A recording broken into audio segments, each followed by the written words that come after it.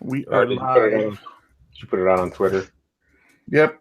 You can retweet. How do I do that? You hit the little retweet button. Oh.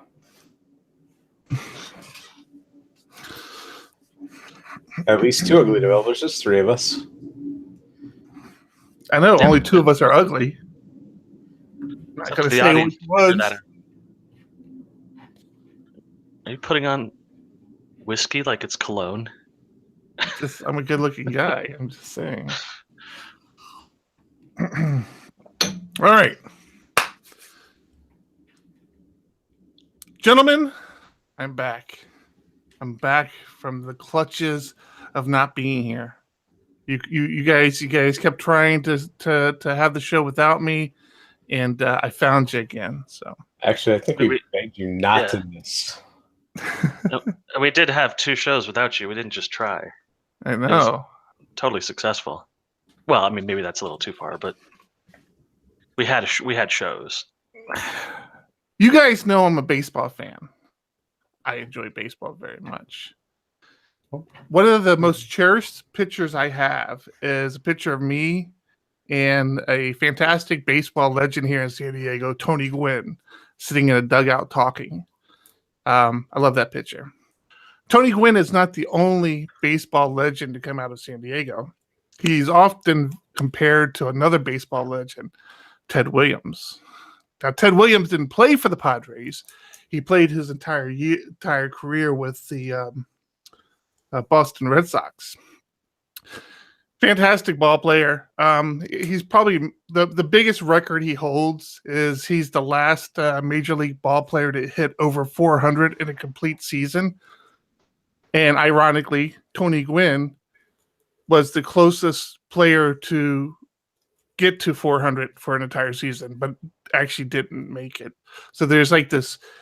I played baseball at the high school Ted Williams graduated from. Ted Williams has a big influence here in San Diego. So, did you know? Well, first off, in baseball, the bases are 90 feet apart from each other. And in Boston, the Ted Williams Tunnel is the deepest in America at approximately 90 feet under the earth. This is episode 90 of PHP Ugly. Is all this a coincidence? I think not. That was such a long-winded way to get there. Oh my god. Those are the best ones. I mean, I don't know how we did this without you. I'm getting nervous. I'm getting nervous because in case you guys aren't keeping track, I just mentioned this is episode 90. We are quickly approaching our 100th episode, which should happen here fairly soon in approximately 10 to 11 weeks. And once we hit 100, I can no longer reference back to years. I don't know what I'm going to do. I should just probably burn up 91 through 99 using the years because I'm going to lose that as my fallback here pretty soon. I don't know what I'm going to do after I hit 100. Didn't 88 episodes ago we said, hey, we should get rid of this type of opening? I know. It feels that way. You guys like it. What are you talking about? I do. I miss your stories. Yeah. So running out of, can you believe almost 100 shows? I shouldn't jinx it, but I was just thinking about it today. I'm like, man, I'm gonna be at 100 shows here pretty soon. That's insane. First show of 2018. I'm gonna miss our 100. Happy New Year's, everybody. Ditto. Happy New Year's, yeah. Eric, how you feeling? Feeling much better. Thank you very much. You want to fill everyone in with why you were been missing? Yeah, sure. Yeah, I missed a few weeks back because I just was flat out sick. They have a big flu going around the entire country, but hit here in San Diego, and I was sick. Last week, the day after Christmas, I ended up going in for some minor surgery on my knee, and got the, I forget what they call it, meningeal or whatever. He just went in. It was very minor. I was in and out of there in a couple of hours, but the pain was horrible for about yesterday. a couple days ago was the first day I actually could drive my car. But I was like not weight bearing for a long time, taking a lot of painkillers. Holy smokes, did I take a lot of painkillers? But yeah, so I'm getting there. I'm walking around again. I'm weight bearing. Things are getting better. But yep, that's why I've been out. How was everybody's holiday? Yeah, I'm feeling better. How's everybody's holidays?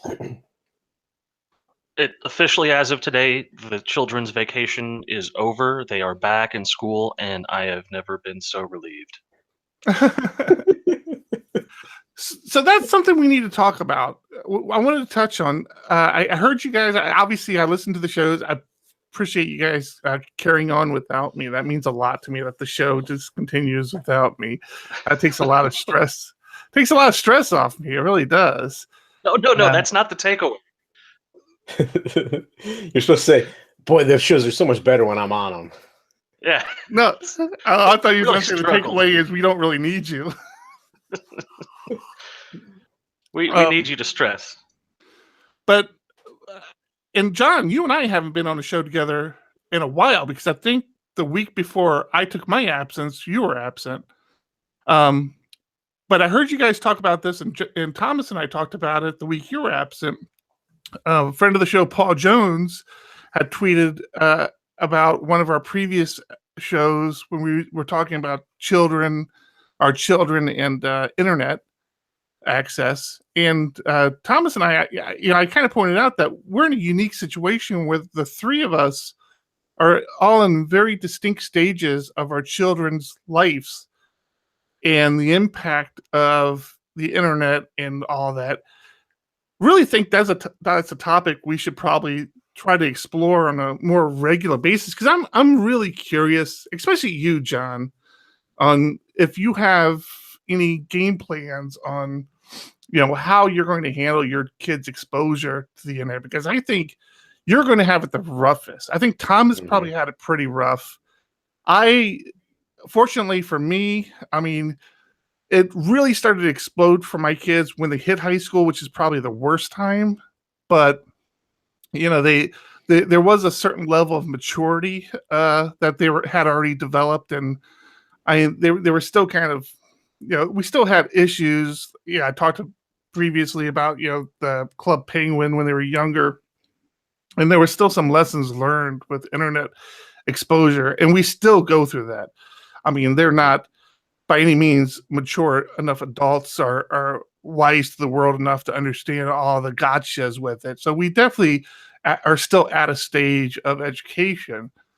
I'm just curious. But your kids are adults. They can make their own decisions at this point. I can't imagine what life would have been like for us had cell phones been around. Mm-hmm.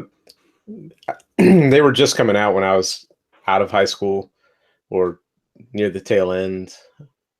But can you imagine having iPhones and Android devices in school nowadays?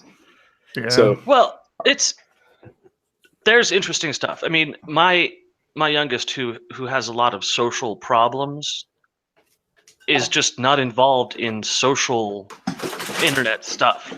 He has elected to just play games and stuff like that and keep away from social internet. And I think we're going to sort of see that behavior increasingly in kids, where I have a lot of friends who don't use Facebook. Facebook is evil, et cetera, but they're also the same people who have the most difficulty socially. And I don't think that that's a coincidence anymore. I think that that's a causal behavior. I think if you're bad socially, then you stay away from social internet and develop an opinion on social internet that is different than many other people. Mm-hmm. And these are people even in the tech industry. I have a friend of mine who's in DevOps, and it just isn't on Facebook because Facebook collects everything and reads your mind. Mm-hmm. But that doesn't mean that they are antisocial or socially awkward. They have a concern, around privacy. Sure, but I think there's a correlation. I do think that the two things have a relationship. I do want to get back to if John and Thomas, I am interested in your input as well, as far as the plans, because John's at the other end of the spectrum of all of us. You don't, I mean, you don't have to protect my feelings. His kids haven't really care, gotten that. As a matter of fact, the exposure that his kids have gotten, it has probably been very organic, as far as like maybe watching movies on Netflix and things that his kids are going to take advantage of and not even think about when they get older. Like, think about the fact that, oh yeah, I could sit, on the toilet and watch a movie when I was a kid. It's like, yeah, we couldn't do that. So I think it's way worse than that, though. I think you need to let John have some input, though. Is what I'm saying. I'm trying to ask John how he's planning on. You can just say that. You won't hurt my feelings. You seem to be getting upset every time I try to go to John. I'm not getting upset. You're getting upset. Why are you yelling at me? Oh, this is fun. Going to my game plan real quick. As of right now, my wife and I agree, no cell phones for the kids until much later.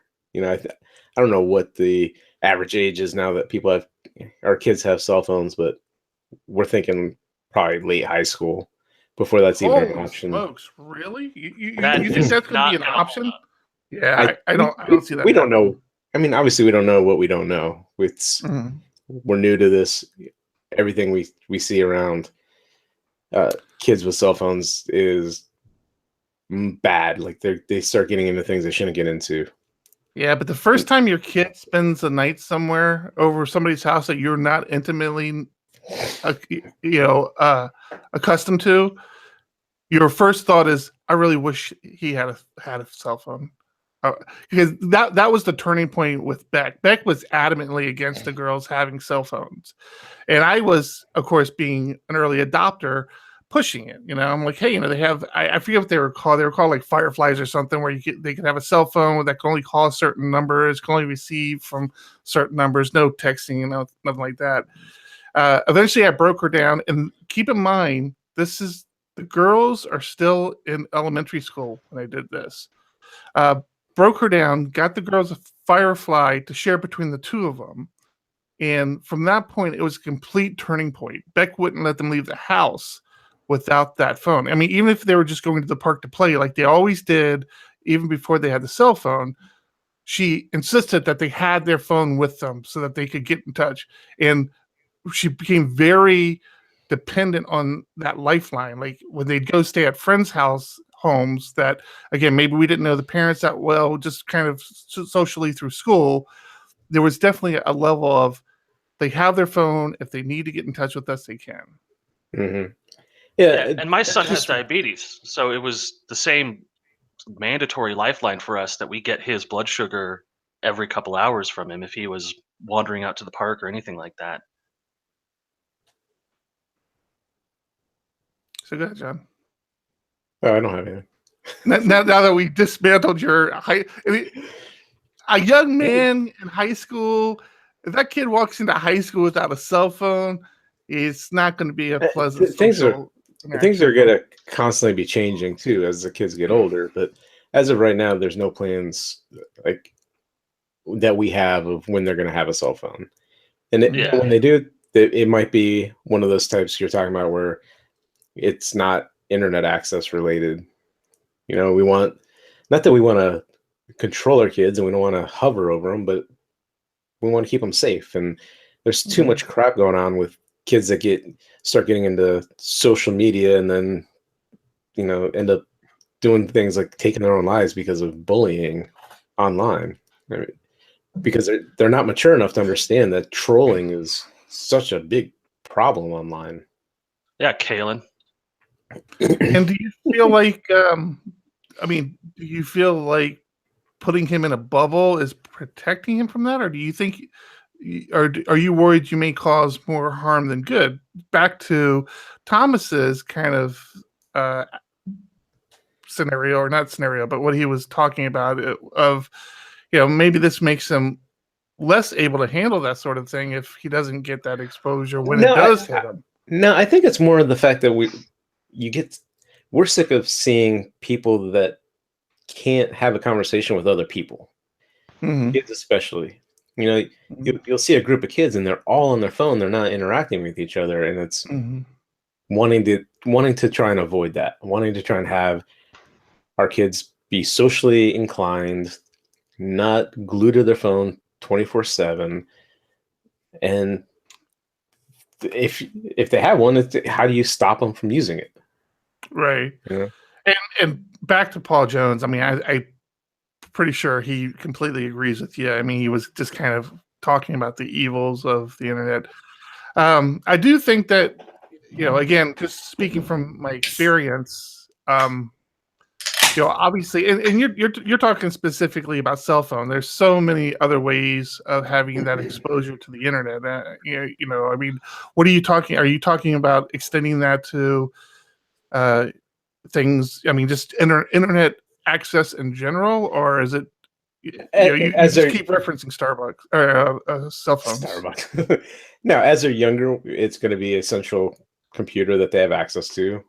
And then not sure when that changes, when they start having private access to a computer. Do they need that? Probably not. But just not wanting it to be. I think that's a key them running point. rampant. I think that's a key point.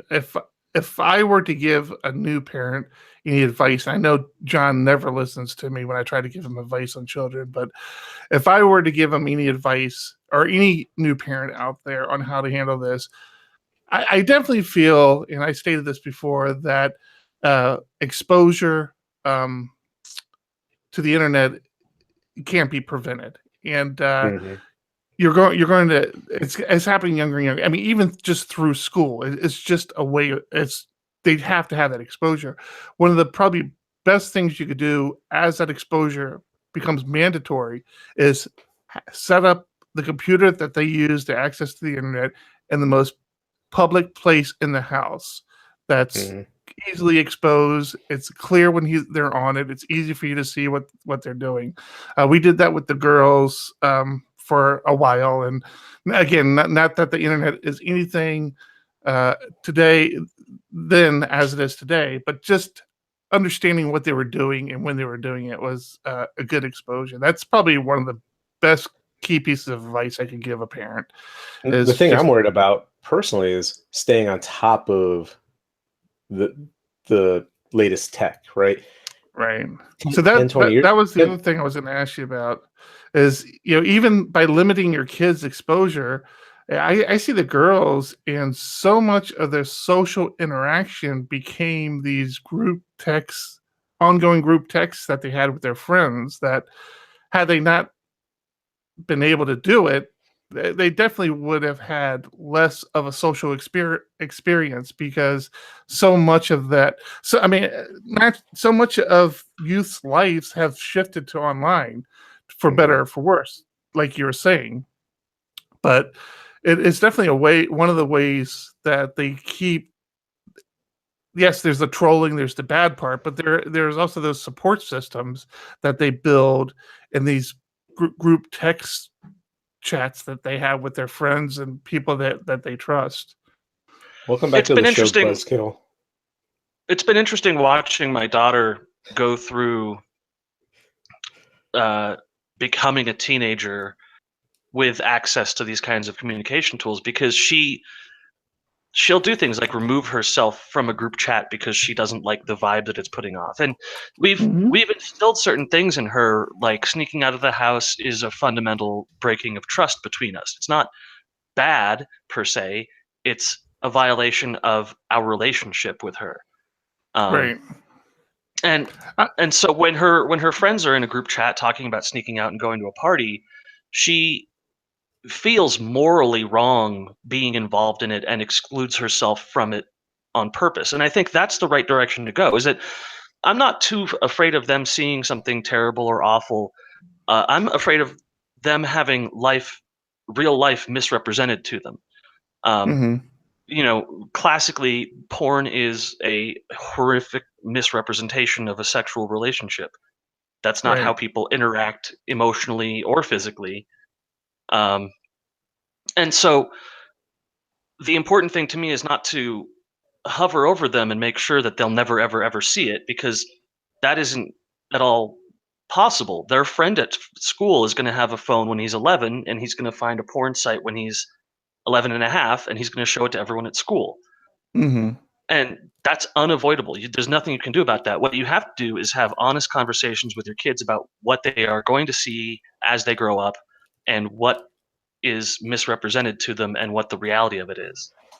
It's that relationship with your kids is far more important than the protective, I think that might be the smartest thing I ever heard you say, Thomas. Aw. And my wife is right there. She can hear me. My kid's 3 years old. I don't want to be thinking about them in that state yet. Yeah, and that's my point. Don't think about it. I wanted to touch on that because I was fortunate in the sense, again, my girls were older, and it was very much that similar experience of their behavior in these group chats was very much the same behavior I instilled in them and expected from them if they went to a party and saw behavior going on in that party that they knew wasn't right, which was to distance themselves from it. And they did that a few times. They'd call me up, say, yeah, I'd drop them off, and 15, 20 minutes later, they're calling me up saying, Dad, can you come pick us up? We're not comfortable here. And I've done that. And I think they have that same kind of ethics with these group chats. I think you're right. But again, Thomas, I think your kids are at a different stage, and the internet as a whole is at a different stage. That exposure is happening younger and younger. And I think, again, John is going to have the biggest challenge with that. You can put your kid in the bubble as much as you want, but like you said, that exposure is going to bleed over in some way. And the less honest conversations you have with your children about it, the more of an impact it will have on them when it does happen. Mm-hmm. All right. I don't want to spend a whole lot more time on this. I appreciate you guys entertaining me. We're already like 20 minutes into the show. I do want to kind of make this more of a regular thing on the show, maybe kind of doing touch bases on where we are with our youths and internet. I do think it's an important topic. But yeah, I don't want to just dominate the show about this topic. I'm glad you guys were interested and open to this conversation, especially again, John, because I know you're of the three of us, you would look you run the biggest risk of looking bad, because in 5 years people say, hey, yeah, you remember on your show you said you weren't going to do this? What happened, you dummy? That's not what I sound like at all. No, I'm willing to admit I don't know what I don't know, and we don't know what technology is going to be out there in 5 years. Yeah, we have a plan. We have our feelings towards it today, but things evolve and people change. Yeah, the only thing on the internet I don't let my kids read is the president's tweets. It's far too graphic. I do have another question for you, John. Off topic, changing topic. I was having a conversation with my wife. We moved into our new office. We've set things up. My wife has her work computer, but she also has a personal computer because, unlike me, her work computer and personal computer can't be intermingled. So she has her personal computer. It's getting older. It's not like in the new office, it's not really set up optimal. So I was considering replacing her personal computer with another device. And I was curious how life has been for your wife, because I know about a year ago, maybe a little less than a year ago, you introduced your wife to an iPad instead of replacing her laptop. And I'm just curious, does she still use that? Is that like her primary computer? Does she still use it? How did that work out? The iPad is the primary. I'm sorry, what was it? That's another topic. The iPad is her primary device now. It's what she uses, and until there's something she can't do easily on there, and then she'll break out the old MacBook Air. Interesting. And a lot of that is super simple things like wanting to type more than just a handful of words, on having a physical keyboard. There might be a couple. Did you not get her the keyboard with the iPad, or does she not use it? Doesn't use it. Because it's not really just around typing. It's usually around something that doesn't work properly on the iPad or is less convenient on the iPad. Could be the battery. You okay. Sorry. It's usually around photos, like trying to do something with Shutterfly or something like that. This episode's sponsored by Shutterfly. Just kidding. But for the most part, no, it's the iPad is what she uses all the time. Yeah, I've been trying to convince my mother for a while now, and my sister, as a matter of fact, who are not tech savvy, older than I am individuals, obviously, to give more consideration to either an iPad or a Chromebook instead of, but they're still in this train of thought of, no, I have to have a computer. I need to have Excel. I need to have Outlook. It's like, no, you don't have to have that stuff anymore. It's all online. And, the iPads, I'm definitely not a Apple fanboy. We have Apple laptops and computers because we like more of the Unix interfaces, but and that might be changing in the coming years with all the stuff Windows is doing. But I struggled for so long to find a good Android tablet that I felt comfortable with, and nothing really worked. And the iPad is one of the areas where Apple kind of did it right. It just works. It seems to work. There's still that sense of their applications on the iPad that feel like first-class citizens, that don't feel like first-class citizens on the Android tablets. So I have an iPad, and I have used it on occasion when I've had issues with laptops or computers, where I went about a week where it was my mobile device, and I figured out how to do work on it. And again, I'm more of an advanced user, so I figured out like SSH apps that I could use to SSH into servers and things like that. But I definitely think we're at that age now where, unless you're in the industry, unless you're us and doing this stuff for a living, the requirement to have a computer is just not really that big of a thing anymore. Yeah, it's with your mom and sister, I'd love to know what they really feel they can't do with an iPad, because most people are just browsing, right? And that's the thing. Well, and that's the argument I have with them. They feel like they need Outlook for their mail. I'm like, no, you do all your mail online now. You don't have to have a separate application. They feel like they need Excel because they want to manage spreadsheets, and it's just it's such an education process, and getting them to understand how it works. Old dog, new tricks sort of thing. I don't know. I think it's always been one of those things where I almost have to force the technology onto them. Say, okay, I'm not fixing your computer. Here's an iPad. Here's a Chromebook. Live life, and let them kind of figure it out. My wife was pretty against it when I first got it, and so it started out being just the device our son used to watch PBS shows, and slowly it became, I need to do a quick search. So instead of going to the bedroom to get the MacBook Air, it was do it there. And then it just organically happened where that became the device that was gone to first. I would love an iPad, but I cannot.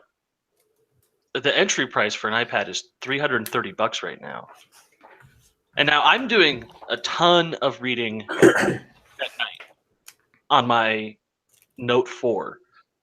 I've got 10 tabs that I'm going back and forth through, and I'm reading nonstop while the TV's on because of the projects I'm working on, because of Buscoin. And an iPad would make that so much more possible, because it's just it's incredibly difficult on a phone to read anything. I tell you, I use mine. So I was laid up last week. I had my iPad with me on the bed next to me, and I pop it open, check Slack, check my email. It kept me in touch, but it's not even, I don't even only use it when I'm unable to access my laptop and stuff. I will run out to the store. Like if I have to go get a tire changed or something, I'll grab my iPad if I'm just going to maybe have lunch somewhere, I'll grab my iPad. I find myself reaching for my iPad more and more. Unless I know I'm going to go somewhere and do coding, I will leave my laptop at home and grab my iPad. Even around the house, I'm trying to, pull myself out of the office. That's one of my goals for 2018 is because I will sit in this office for 16, hours a day, 18 hours a day and not think twice of it. And I feel like, I can there's no reason for me. The iPad has definitely, I've used it way more than I anticipated on using it. And I still today, after a year of having it, still find it very useful to have. I haven't outgrown it. I haven't gotten tired of it. I haven't said, okay, that was fun for a while. It's something where I think if my iPad were to die today, I have enough of I see enough of a benefit in having it where I would replace it. I'm kind of to that point right now. All right. The other thing, so I kept some notes on the shows that I wasn't here for, and you guys were talking about peak PHP and how Thomas, boy. you're involved with it. Present for next week. John, did you know that the organizer of Peak PHP is from San Diego? I did not know that. No, you didn't, and Thomas didn't even bother to let you know that. Yeah, he moved. I thought I did. Diego. He probably did. I just don't listen. I just don't listen to him. So yes, I don't know if he's ever. I think he's a member of the San Diego PHP user group, but I don't know if he ever actually attended a meetup or not. So how's that going? You're presenting next week, Thomas? Yeah. Somebody else is going to have to edit this podcast because I've got to get my presentation back together. Don't give me that shit. You're going to edit it because it doesn't take that long to edit. I've been editing on Mondays and Tuesdays anyways. Whatever. No, it's been going well. We had the first meetup, and next Wednesday is the next meetup, the second meetup, and we'll see how attendance improves and how topics change, and should be make sure you let people know that we're talking about them on the show. I will, absolutely. We could definitely use a couple more listeners. I've got stickers in my bag just in case anyone has ever heard of PHP Ugly and they have not yet. Uh-huh. All right. Cool. So I have Bitcoin news for you guys. What? I do. Wow. I have some Bitcoin that was impressive. Did I got an email from System 76. They are officially accepting Bitcoin to pay for laptops and computer parts. So System 76 is a laptop company or computer company that specializes in Linux laptops and desktops and servers, and you can now purchase your stuff with Bitcoin. Well, see, now I've got to start looking. Yeah, I tried to find a blog post on it so that I could link to it in the show. I only got an email. Let me do a quick Google search and see System 76 Bitcoin. Maybe there's something up there now. It just came out a couple days ago. Well, there's a Reddit posting. I could. I would like to order a computer. Well, whatever. Yeah, I can't find any official System 76 notification, like any blog post on it, but they did send out an email. Oh, wait a second. Oh, no, that's back from 2014. I wonder if there's anything on their Twitter stream. A reminder today's last day. Oh, there you go. Their website is January stupid. 3rd. January 3rd, we heard and we listened. We now accept Bitcoin. With less than 2 days left, there you go. I'll link to this tweet. I thought I was on the wrong. I thought I was on the wrong site. You go to their website now. It's unbox something sweet. So I thought I was on some sort of candy shop website, and it's the right one. That's not a good opening. Mm-mm. Yeah, and their stuff looks to be a little highly priced. Really? You think it's highly priced? A little bit. Why is it? Their entire site is around like cookies, so I would think I was on a cookie website, not a freaking It's a whole laptop. holiday marketing thing. Get over it. It's stupid. They need better marketers. I'm not buying from them ever. That might be true, but They need better marketers. However, that is now relevant as I will never buy from them. Exactly. I think the office manager is trying to get in. I'll be right back. I am not liking their site. Come on.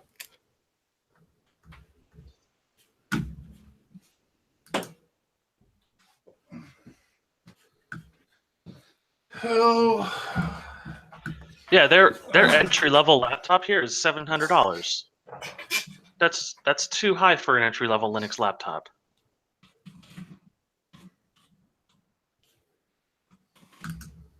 One of the big selling points for a Linux system used to be that you avoid the Windows tax, but I just bought an $80 refurb desktop that came with Windows 10 license. Refurb. These are new. This is new equipment. Not only new equipment, but new equipment that was customized. Like all the hardware is optimized for Linux. So if you're a Linux user, this is ideal. If you've always been able to throw Linux on old hardware and maybe things that weren't, optimized for Linux, and they've handled that for you. As somebody who wanted a Linux desktop, who struggled through many Linux desktop that I built myself, this, I've flirted with the idea of grabbing a laptop from them for a while. Yeah, but a ThinkPad starts at what, $450?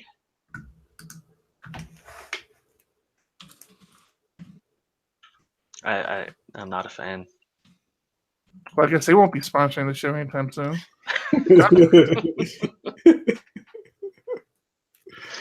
We're 90 episodes in. We're not getting a sponsor besides you guys. Since I'm kind of dominating the show today, kind of leading the way, taking you guys by the hand, walking you through this wonderful world of the internet that we call life. Are you guys? We talk a lot. As a matter of fact, I heard John's comment last week about me switching IDEs, which I do a lot of. I don't switch so much as explore other IDEs, but that's neither here nor there.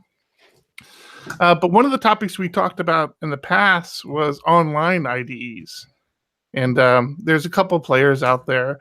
But Cloud9 was purchased a while back by AWS, Amazon's Web Services division. And now Amazon Web Services so Cloud9 still has its own site where you can go and get an IDE and do all that. But now within the AWS console, now has a Cloud9 interface to it where you can spin up a online IDE to do your editing. It actually spins up a EC2 instance that you work from. If you're using things like Lambdas, there's some integration between the IDE and the Lambdas itself. I haven't gone down that road yet, but I just pulled it up and just to see if it was any different than the stuff that they already had, which it is. It's the exact same platform. But what do you guys think? I mean, online IDEs, is that a viable solution? I mean, we were just talking about how there's becoming less and less of a need for full desktops. Does a online IDE, do you think, make sense? Would you believe I've been using an online IDE? I would not believe that. Really? Which one have you been using? Solidity doesn't have a good desktop IDE. Solidity being the contract language used for Ethereum. Mm-hmm. So I have been doing all of my work in a Solidity online IDE. Interesting. Now, I don't know enough about the language, but you're not dealing with lots of files like you would be in a PHP project. Oh yeah. Not as many as you would see in a PHP project, but when you start to get into how things have to be written because of some inherent design choices in Solidity, and just the nature of a blockchain object, you start needing to split things up into files pretty quickly. And is there auto completion? Yeah. Auto Well, I don't know completion, about the one- testing. I don't know. Yeah, I don't know the one Thomas is talking about, but the Cloud9 has the whole IntelliSense integration. It even has Vim mode, obviously. Of course, it has to. But what's the performance like on that then? It's surprisingly good. Really? Yeah. That's So I spun one up on our company's AWS account. It was a little weird, but once I got it spun up and I hooked into, so we're working on the Wave PHP call for papers, and we have our little repo that we're doing, and I pulled in that repo, and I mean, I can't complain, to be honest with you. It's a different feel a little bit, and it still feels weird that it's in the browser, but performance, I don't know. It seems okay. It seems acceptable. Yeah, Remix, which is what I use, has no problems. You have to be missing things such as like Xdebug integration, right? Well, no, not necessarily. Not with. I don't know. I don't know if they're all created equally, but I know with Cloud9 you can set up the whole development environment, integration, debug, workflow. I haven't dove that much into it, but I was reading on that. I mean, maybe it'd be worth me going through that just to see how well it performs. I didn't even configure the EC2 instance it spun up. I didn't even configure that for PHP. It was just like hosting my code in the IDE itself. So I wasn't actually using the server to run the code. I was just using it as the IDE. So I should probably try to spend some time and see how difficult that is and exactly what that looks like. But yeah, you got me intrigued to look at it. Yeah, check it out. I mean, it's definitely worth checking out. And again, you can always find yourself in these little pinches where maybe all you have is an iPad, or all you have is a Chromebook. And I think having an online IDE makes a whole lot of sense. We had a member of SDPHP do a presentation on it, and she was as she was preparing the presentation, she reached out to me. She goes, I'd really like to show off pair programming and having multiple collaborators. And we were just talking about this with Visual Studio Code and Atom, how they've integrated this collaboration mode into their IDEs. Well, a lot of these online IDEs have it baked in already. And I think the more we start to move down that path, it starts to make a lot more sense to have I find it hard to say I would ever make it my primary development environment, but having it as a strong secondary is starting to make a lot of sense to me. Yeah. But with the performance of WebAssembly, I don't see a whole lot of use for desktop applications in the future anyways. And my relationship with PHP Storm is one that could easily be taken over if all the functionality was the same and it was just in a browser window. I'd have no problem doing that. And I think that might be where we're heading. See, yeah, as long as the performance is there. What was that, John? How do you actually run the site? If you're coding there, how do you actually access it? Access what? You're working on the call for papers repo. Now, how are you hitting the changes you're making, or do you have to? Right, that's what somewhere? I said. I just spun up my my AWS Cloud9 instance just to see what the IDE looks like. I didn't do the whole configure the server, get the site running on the server. So currently, it would just be like it would just be like I would have to commit the code to GitHub or push it to a server. So I didn't go through all those steps yet. You can do that. I'm sure you can do that. I just didn't bother doing it because I wasn't really using it for that. I just wanted to see what the IDE felt like. That's interesting. So you have access to all the IDE on the EC2 instance. And you actually have access to the EC2 instance as well. Yeah. Wow. Okay. Yeah, it's I should continue to explore it. And it hibernates the instance, so you're not paying. The instance isn't continuously running. If you don't use your IDE for like 30 minutes, meaning I believe it means there can't be a browser window open with the IDE anywhere. But if there's no interaction with the IDE for like 30 minutes or something, my understanding was that it shut down that instance. I didn't go back and confirm that, but that when I was reading through it, that was my understanding. Check out the link in the show notes and give it a try. It's worth looking at. Been looking at these online IDEs for a while, and they're definitely coming along. But back to your point, Thomas. Yeah, I'm kind of to the point now where, and I've had to do it in the past, that if I really needed to, I could do everything I do online, but it still at this stage feels like a compromise to me. It's like, oh yeah, I could record this podcast online without having any standalone application, but which we did for like 50 episodes. Yeah, but again, we didn't edit it that way. We still, at least I would still pull it into a desktop application to edit. I'm sure there's probably applications out there that allow you to edit online, but again, everything kind of feels like a little bit of a compromise. Kind of, if you're in a pinch, you have to do it this way. You can, but wouldn't be my preferred way. But I don't know. I mean, that could be the old school thinking in me.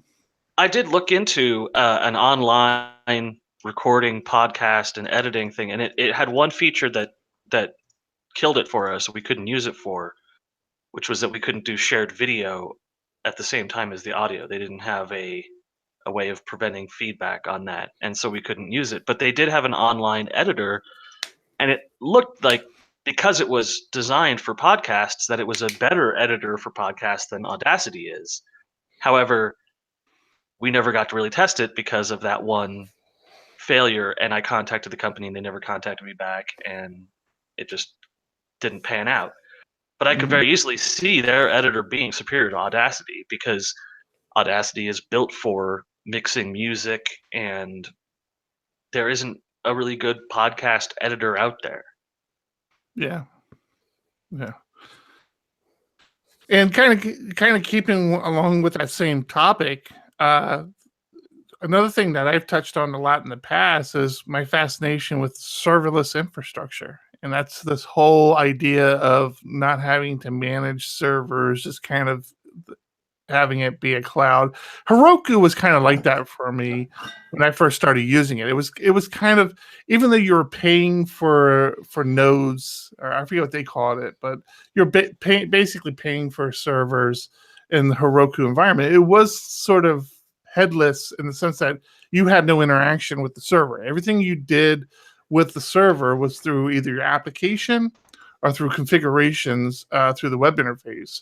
And that kind of world has kind of continued to mature and grow. And we talked about the ID's integration with AWS's Lambda service. And that's the AWS is basically serverless infrastructure where you could deploy applications without managing servers. Very cool concept, but it's always been a struggle to understand how to exactly do it, to get it configured, to get a nice workflow built around it. I came across one called Up, which made it drop dead simple. I mean, it actually abstracts it away so far that you don't even realize that you're even using a serverless architecture anymore. Up, the link will be in the keynote, or in the keynote. The link will be in the show notes. But it's this platform that lets you build static websites, Python, Node, I think there was something else. Oh, PHP? I think Go, no PHP, unfortunately, but allows you to build these applications. I built a static website and just deployed it with a couple up commands, and it packaged it up, threw it on the Lambda service, kicked out a URL to me, and yeah. But can we stop? Can we stop naming stuff like up and go though? Seriously, Go, the name for Go is so bad that they've had to change it to Golang. So they've started telling everyone, when you're talking about Go, always call it Golang because we made a mistake. Yes, I see that. Yes. Yeah. There's another one like that too. I forget. There was another one I came across that was like that. I was like, oh, they put that lang on the end of theirs as well. But, Rust?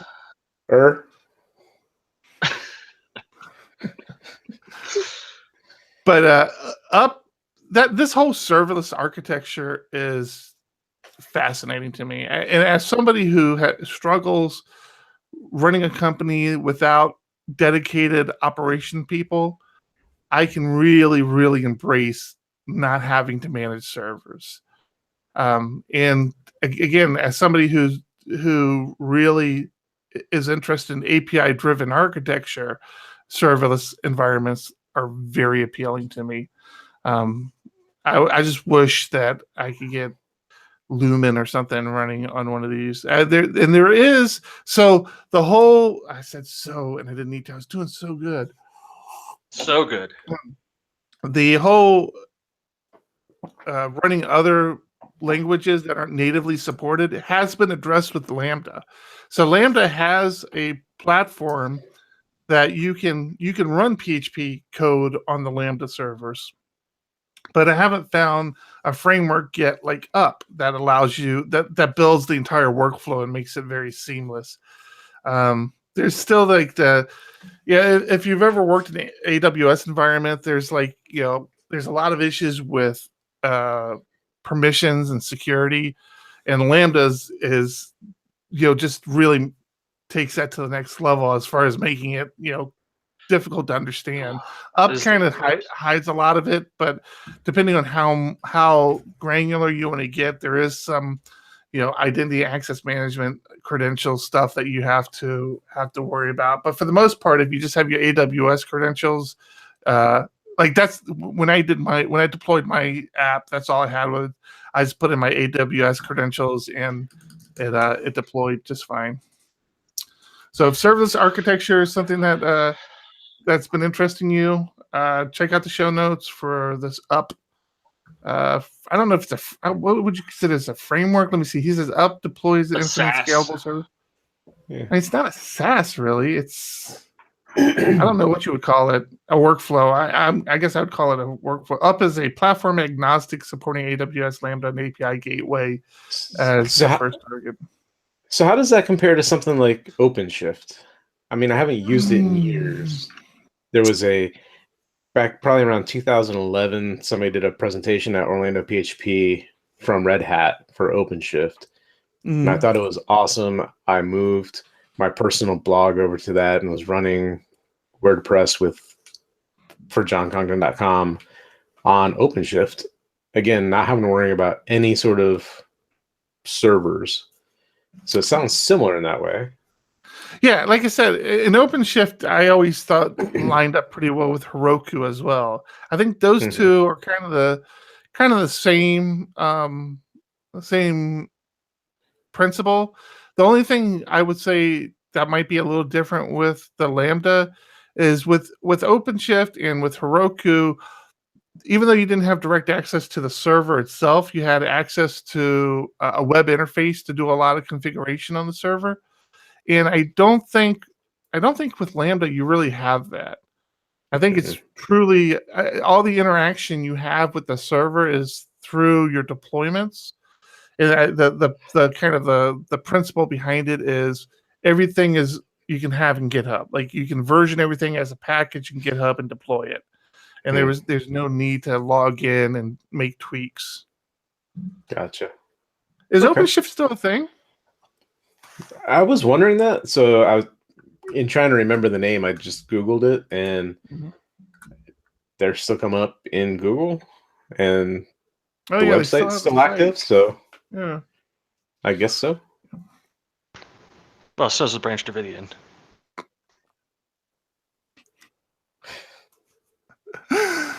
Oh, good.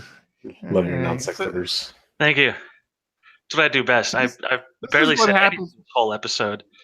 This is what happens when I end up laid up in bed for a week. I just I just start piling up stuff that interests me. I like the part where you said I've been talking enough and then continued for half an hour. Welcome.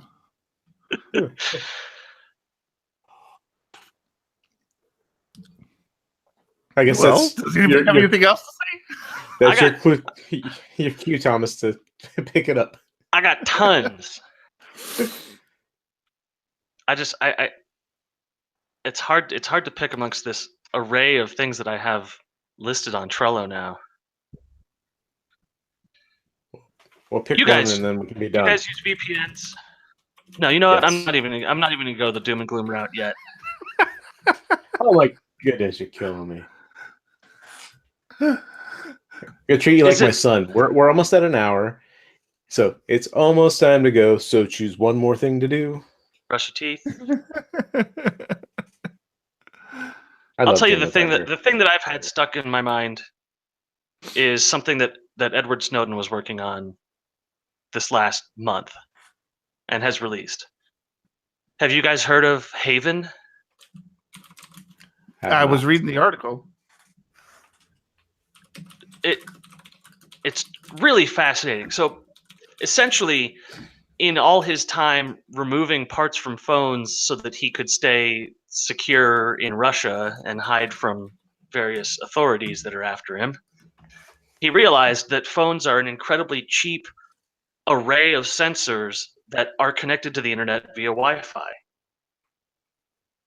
So some $20 burner phone has tilt detection, a camera, a light detector, Wi-Fi access to any other thing that it needs to access to, and that you could build a personal security device out of a $20 phone, which he did.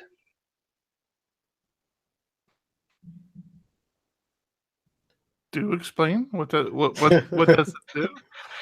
Essentially, you download Haven on two phones: your personal phone and a burner phone that you don't pay for, you don't have connected to anything. It's just on your home Wi-Fi.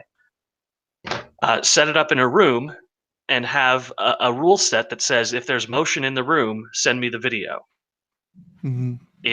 If there is vibration on the motion detector, send me a video or a text. Notify me via email. Can't you do that with a webcam, though? Why do you need a cell phone for that? Because this is a complete standalone portable object that, as long as it has Wi-Fi, can instantly update a person holding another phone. He can walk into a brand new room that he's never been in before, put this phone down on a shelf, and it is now a secured room. Whenever someone enters the room, he gets a video showing them entering the room. Whenever someone leaves the room, he gets a video. If you go to a hotel and you're worried about somebody stealing your money, this $20 phone sitting on a counter will notify you if your room is entered without your permission or your knowledge. Mm-hmm.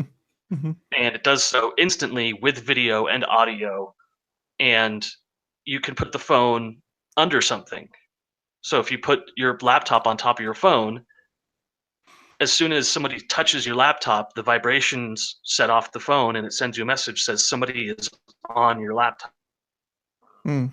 It's incredibly easy to set up. So, does it even need to be a burner phone? Can it just be, does the phone have to have cell access, or can it just be like an old abandoned phone that you don't use anymore? Yeah, just Wi-Fi. As long as you've got it hooked up to Wi-Fi, it will notify you as soon as anything happens.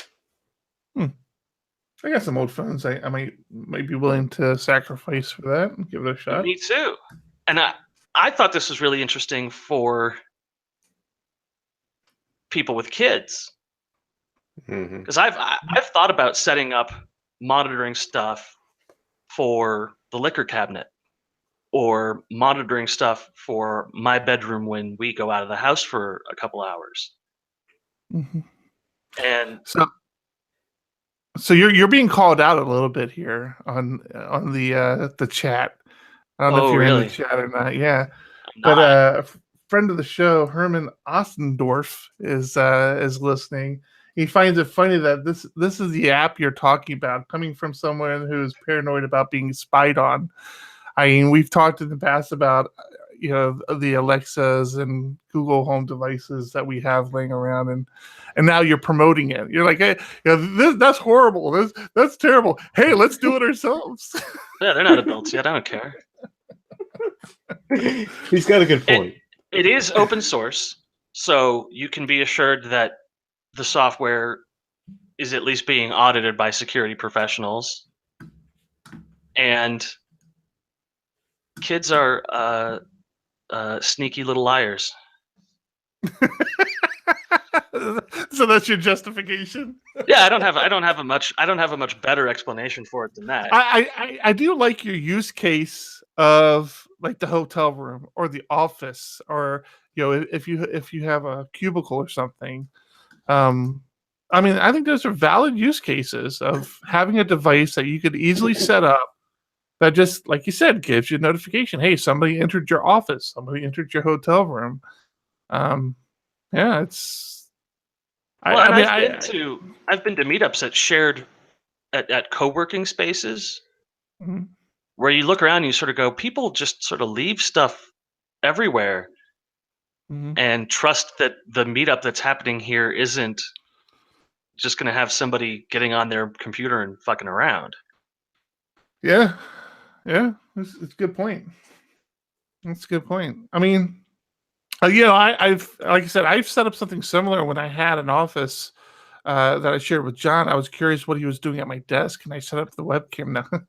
No, but I have set up my webcam before to be motion triggered, where it would trigger if somebody came in the line of sight, and I thought it was useful to an extent, but it was going to a hotel room and setting it up is a whole different thing, right? Because then it's like, okay, and now I got to set it up. Now I have to leave my laptop here at the hotel room turned on, whereas leaving a spare phone is a lot easier.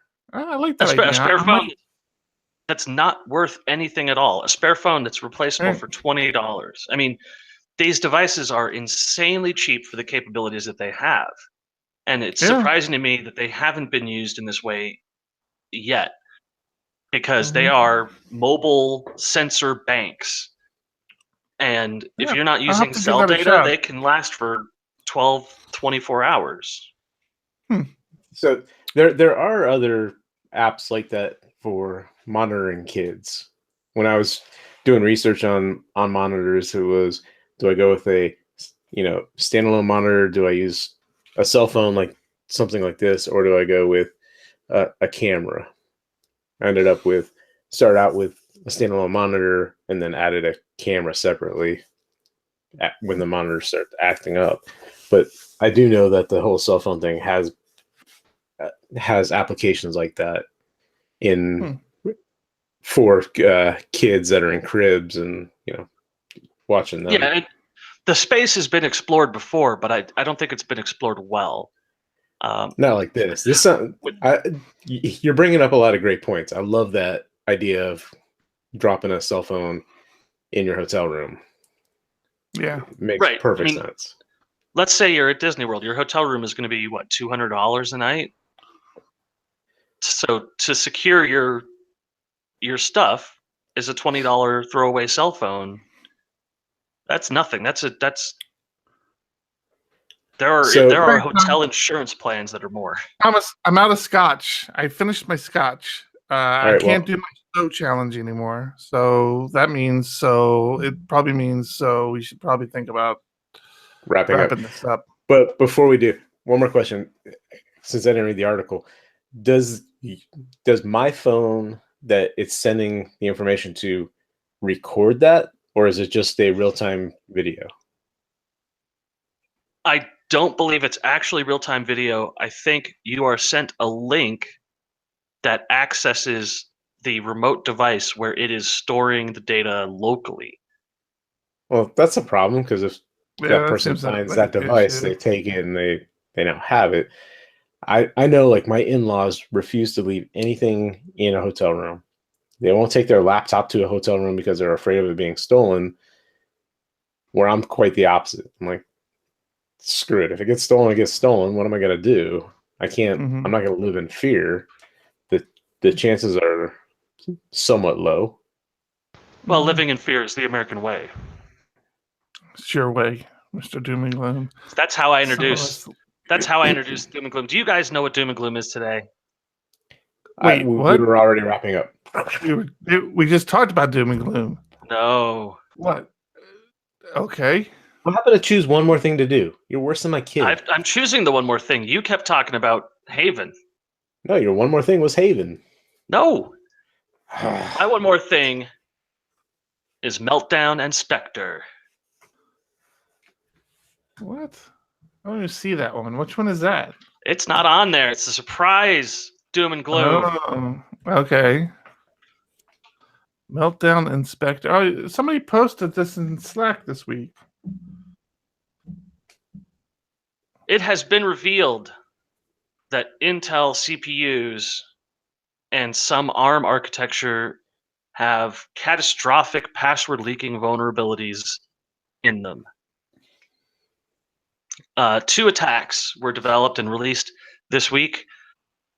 Meltdown, which breaks isolation between applications and the operating system, allows applications to access kernel level operations and gain read access to memory of another process. As you can imagine, pretty bad. Spectre is a more complicated exploit, but it's also more difficult to fix, which accesses random areas of isolated operable space in CPUs, and when it finds one, starts to read it and access it and exploit it. Spectre doesn't have a great exploit case right now, but Meltdown does have some in-action demos where you can spy on a process and read the memory fresh out of it. Mhm. Something that has been demonstrated to be functional in a basic program, but would be equally functional on a program like Apache, which is storing crypto keys for SSL and stuff like that. Why does this affect us as web developers, though, you might be asking, Eric? Well, I love their QA. The QA is, am I affected? Most certainly, yes. Can I detect if somebody has exploited me? Probably not. Absolutely not.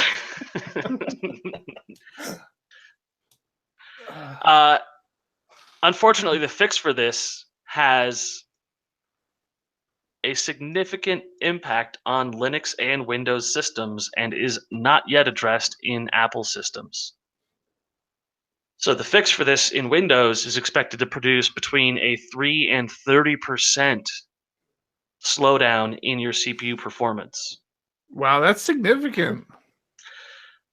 Even worse, the slowdown for gamers, if you're playing a video game, negligible. Really not a whole lot happening. If you're running a web server with a lot of I/O activity, the most significant. Mm-hmm. So even in cases where you're running on a VM, Mm-hmm. expect things to change, prices to go up because your VM is going to get slowed down by these patches. People are losing their shit. Linus Torvald, the creator of the Linux kernel, being one of them. And Intel is trying to pass the buck, saying that this isn't their fault. Everything's working as planned. It's just the operating system that was programmed poorly. Either way, the patches for Linux and Windows are out as of the release of this podcast. I'm running the Linux patch, and I haven't noticed a whole lot. But I'm also not running heavily IO based activity. So again, Herman's chiming up in the chat saying that it is actually semi-fixed in the latest Mac OS as well. But I asked asking him for more information on that. He hasn't elaborated anymore. I believe that it is semi-fixed in the Mac OS as far as the Meltdown attack, but the Spectre attack, which is the one that really hits the CPU, has not been addressed yet. Okay. And this does apply to other stuff as well. It's not just Linux. The BSD community is currently scrambling to get on top of it, and Windows will be optimizing their patch for it for the next several years. But fundamentally, all Intel CPUs currently on the market are vulnerable to these attacks and should be patched. Yeah, so Apple is saying they'll look at Spectre in the next few days, and they fixed the other one, the Meltdown, with no measurable impact on performance. Yeah, it's okay though. We don't have net neutrality anymore, so the cable companies will take care of us and protect us because they have that freedom now. We're fine. As is their duty.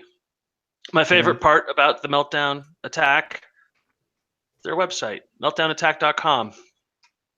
Cute icons, nice little layout, simple FAQ, one-page design, and at the bottom, can I use the logos? Sure. They're all Creative Commons. You can take the logos and put them on your website and say, look at these attacks.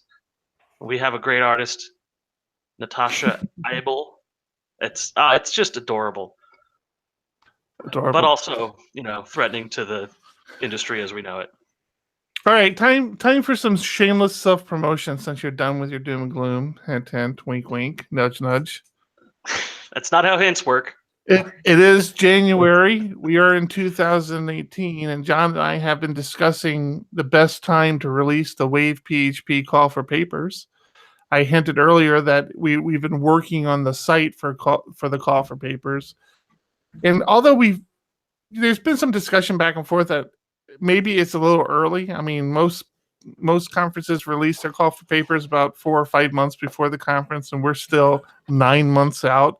I think we feel like we're justified in maybe releasing a little earlier because we are a first-time conference. We're trying to attract people to the West Coast. So anyways, long story short, I think John and I are targeting releasing the call for papers for Wave PHP to happen sometime this month. It probably won't be, it might be as late as the last week in January. It's probably what we'll push it to, but the Wave PHP conference call for papers, if you're interested in submitting a talk, start to put together your presentations and your talk ideas. We're using OpenCFP, which is Chris Grumpy Programmers. What's his last name? Hartjes. Chris Hartjes's open source friend of the show project. Yeah. And it's getting my head around. He uses Tailwind CSS and a couple of other. I think it's built off. Yeah, he has like a mixture of Symfony, some Laravel stuff in there. He uses Mixture and a few things. So we're making some tweaks to it. Nothing to really contribute back to the community as of yet, but I'm hoping to contribute some stuff back to the package. But that will probably hit the interwebs here next couple of weeks. So feel free to queue up and submit some talks. And I don't know. I mean, John, do we want to talk about what the presenter packages will include, or are we still not finalized on that?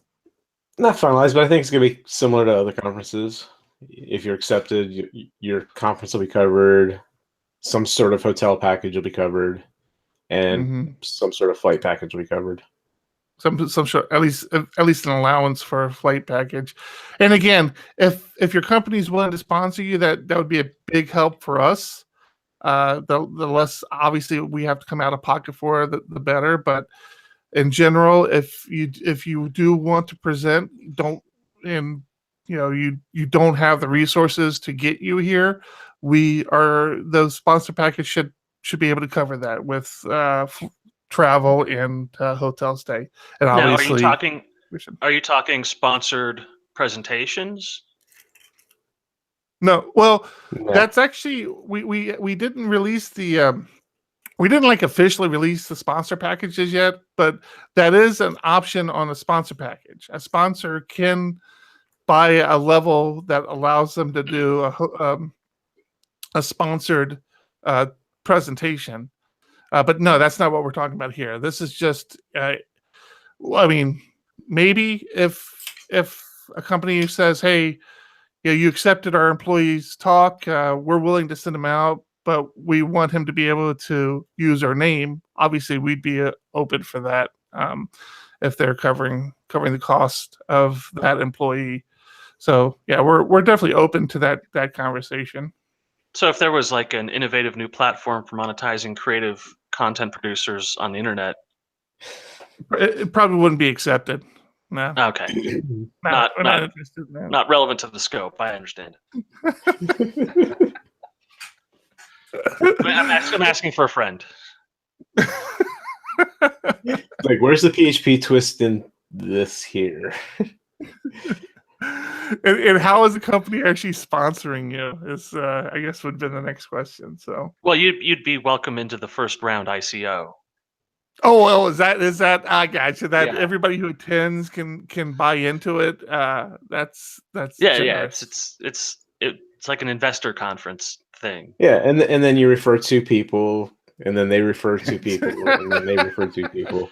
And We're before looking you know for it, you're people to rich. refer 4 people at a time, but if you can only do 2 people like myself, I only have 2 friends, and they're both on the podcast right now, so we understand your situation.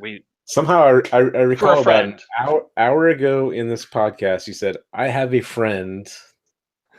That was not one of us. So You know those But it- friends who you would call a friend, but they wouldn't call you a friend?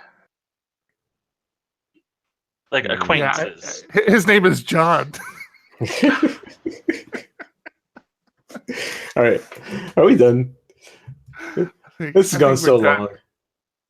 I think Thank you, that's a Herman, good for contributing to this podcast. We do appreciate the contribution. If you listen to the podcast after the fact, that's fantastic. But if you want to be a part of it, we have no hesitation mentioning you on the show, as Herman has learned. Make your live chat name as vulgar as possible, and we'll try to pronounce Yeah, you might want to use an alias. All right, this has been episode 90, guys. 90. We're getting closer to triple digits. Episode 90 of PHP Ugly. I'm Eric Van Johnson. I'm John Congdon. I'm Tom Rideout. Keep it ugly. Keep it ugly. John, you're always on track. I have to adjust for that. What? Herman, you're a good man. What did you say? I always have to adjust when you say keep it ugly. Why? Because you always say what did I do wrong? You always say it off timing from everyone else. I said it at the same exact time Eric said it. Well, I did. You said it after him. Whatever. Thomas, we were using that Take us offline. Well, Herman's still here. I was gonna let him have a little extra insight, but all right, Herman. You're John. We gotta kill the stream. You're the closest you don't have to. I was just letting you know that you hadn't done it yet. Yeah, no, I know. I haven't done it yet. I was letting Herman hang around as long as he wanted to. So, but when we were using Zencastr, Thomas, you kept complaining about audio drift, and I was like, I never had that problem. I never had that problem with audio drift when I was editing, and I kind of suspect I'm like maybe he's doing something wrong. But we still use Zencastr for PHP Architect podcast. Yeah. And we did an interview. Now, I don't know if it was the issue that she was over in Europe or what the problem was, but we did an interview with a person in Europe, and the audio drift on it was horrendous. Yeah, absolutely, and it's impossible to fix. There's fucking nothing you can do. Yeah, it's You like have to every like 10 minutes I'm having to cut hers and slide yeah. hers over. It was horrible. I know what it is for Zencaster. Yeah, I know you sent that link out. Yeah. No. I know what it is, and I never told you guys. What? I have a software pause when I hit this key on my and you guys can't hear me anymore. Button, and I use it for whenever I vape. Uh-huh. Zencaster cannot handle it. Zencaster, when it detects zero signal, chunks down the bit rate to 0, which fucks up the encoding. So because that wasn't the problem we were having with her, though. No, I mean, no, I don't know what the problem you're having with hers was, but I know for a fact that mine was because whenever I paused my mic, Zencaster just lost the signal completely and would lose a millisecond. Oh, you can stop your local recording, by the way. If you haven't done that. I've already exported. Yep. Oh yeah, I should do that. Whose turn is it to do intro? You want me to kick out an intro real fast? Go for kick out an intro real quick. You have to talk about your triumphant return. Now you know this episode's shorter than most. How's that? Oh wait, no, I got that wrong. This episode's longer than most. I don't think so. I don't think so. Normally the when I go get a beer cutaway is like 3 minutes that I cut out. All right. Let's see. What do we talk about? If only we had a board of stuff we've talked about. Well, mine just didn't get addressed at all. I totally do that. All right. Hello, everybody. This is Eric Van Johnson. You're the only one that says your name during the episode opening. 90, recorded just January 4th, 2018. Crazy making. New year, and I'm back.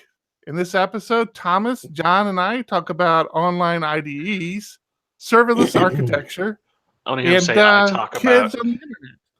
So let's get started. I want to hear him say, I'm Eric Van Johnson, and today on this episode, I talk about kids on the internet. Professionalism. Just leave us out of it completely. You can't even hang with this level of podcasting. Up there. Yeah, oh man, I'm hanging up. Have you guys seen these? Have you guys seen these new 6-pack holders? Herman, I'm sorry, you have to start work right now. I'm going to bed. Have you seen these new 6-pack holders that are like solid plastic discs? They're not like the limp ones that we used to have. What are you talking about? I've seen that. See, John knows what I'm talking about. Those things are the worst. They are. I got a new beer. Chain yanker. Mm-hmm. But it's got this 6-pack holder that is just that wasn't chain.